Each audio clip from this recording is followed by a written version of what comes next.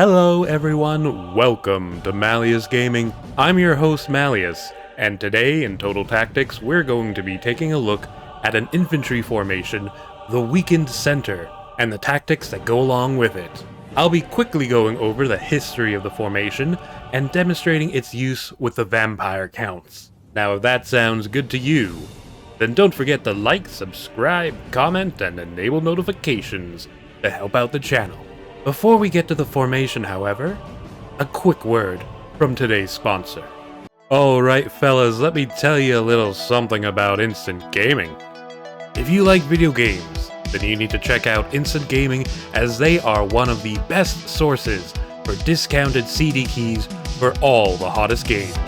They have a host of games for all major platforms including PC, Xbox, PlayStation, and Nintendo. Instant Gaming CD keys come straight from the developers, and they have a 4.7 out of 5 score rating on Trustpilot. Don't forget to pre-order Warhammer 40,000 Space Marine 2 Gold Edition with 4 days early access for 24% off, so you can bring ruin to the foes of the God Emperor. By following my link in the description below, as well as in the pinned comment, you can save yourself some money and help out the channel as well. Thanks for listening, guys, and thank you Instant Gaming for sponsoring the video. While it is unclear if the weakened center tactic originated at the Battle of Marathon, it is indeed one of the earliest recorded and most famous uses of it. The Battle of Marathon was fought between the ancient Greeks, led by the Athenian Miltiades, and the Persians of the Achaemenid Empire, who were ordered to invade by their king, Darius I. The battle was the culmination of the first Persian invasion of Greece, and was a significant victory for the Greeks, marking a serious shift in the Greco-Persian wars, and proved to the Greek city-states that victory was possible against the massive Persian Empire. The Persians suffered serious losses, and were forced to end their invasion, eventually leading to the Second Persian invasion of Greece, under the leadership of Darius' son, Xerxes I. The Greek army primarily consisted of Athenian citizen soldiers, as well as a contingent of Plataeans. They were made up of heavily armored hoplites, equipped with spears and shields, and arrayed in a phalanx. Sources vary on the size of the Greek host, but most modern estimates place it at around 10,000 strong.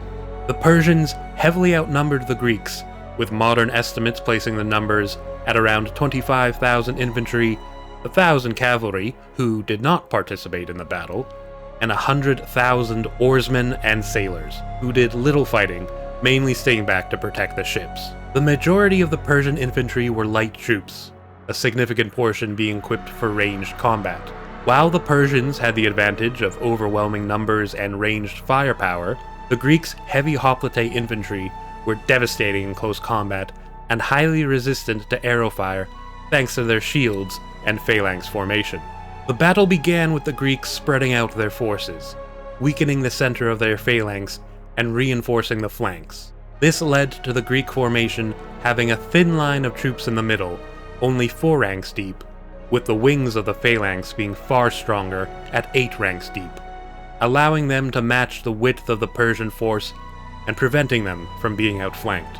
The Greeks quickly advanced forward under a rain of arrows, but their heavy armor and large hoplon shields served as highly effective protection from the enemy missiles.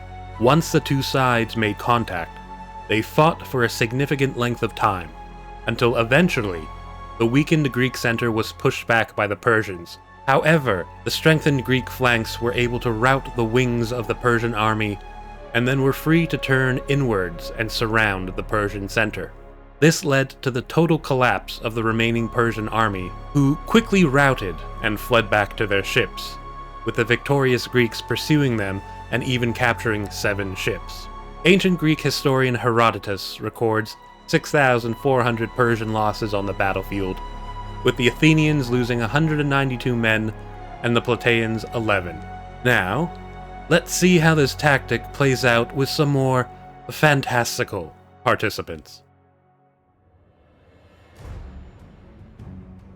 The weakened center is, at face value, an extremely simple tactic.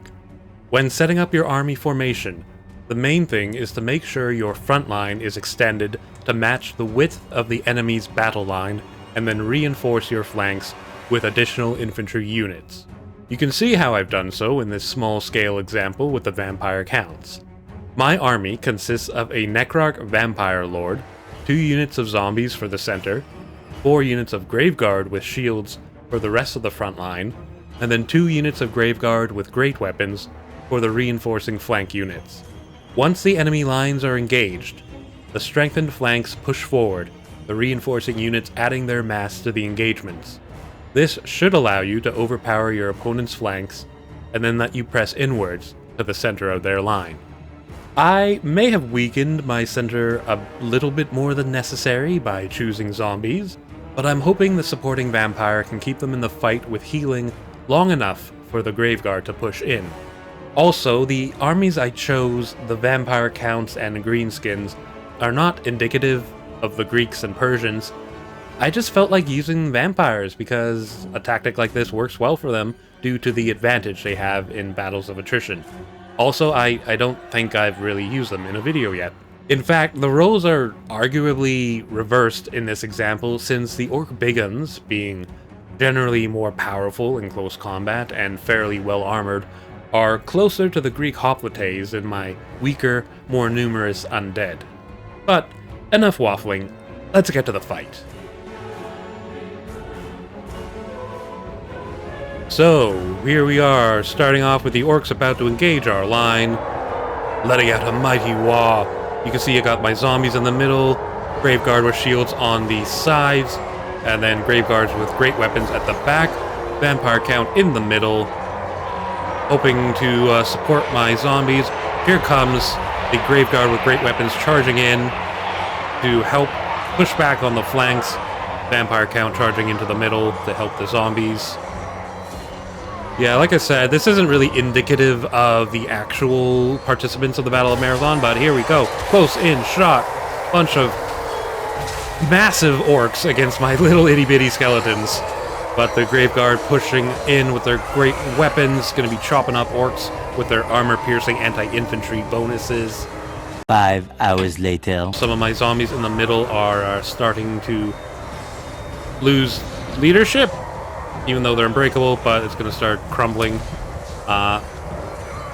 Yep, there we go. I think they're starting to crumble now, but I've got my Vampire Count, who is taking a lot of damage, I might say.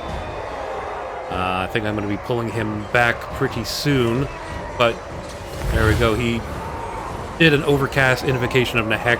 He miscasted as well, but he's pulling back out of the combat, getting some healing going on. Graveguard unit on the right is wavering. Another zombie unit starting to waver as well.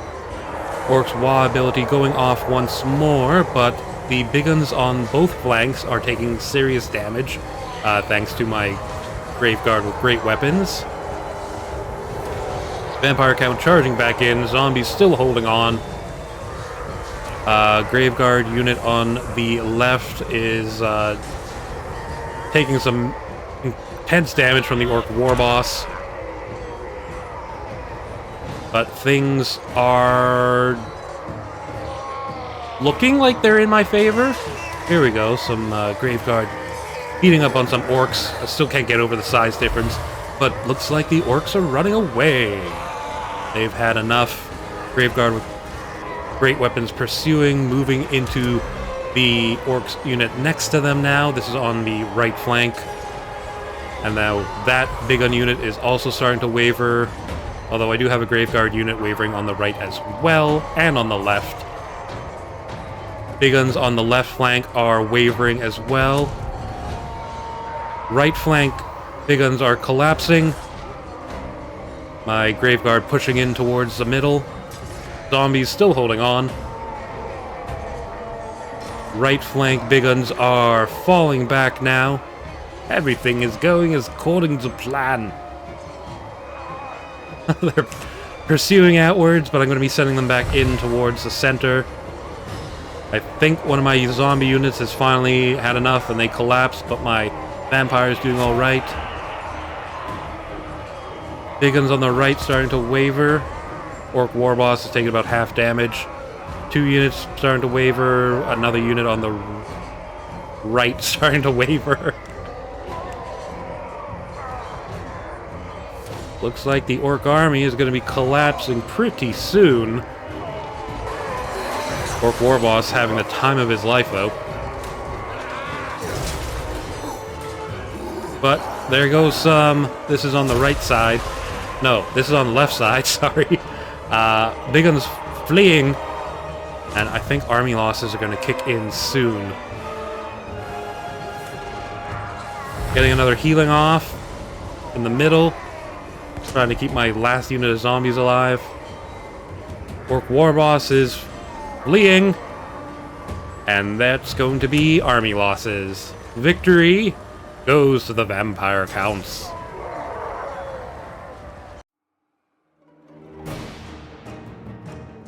Alrighty, let's examine the strengths and weaknesses of this tactic, and why you would want to use it in the first place. The weakened center is a good tactic to use to prevent the enemy from enveloping your lines should they outnumber you. Spreading out your units to match the length of their battle line makes it more difficult for their infantry to wrap around you, and lets your own flanking units maneuver more easily. In my example, I had my strengthened flanks just push forward into the melee, and this is something you'd do if you didn't have room to actually move them around the flanks, like if you were in an underway battle.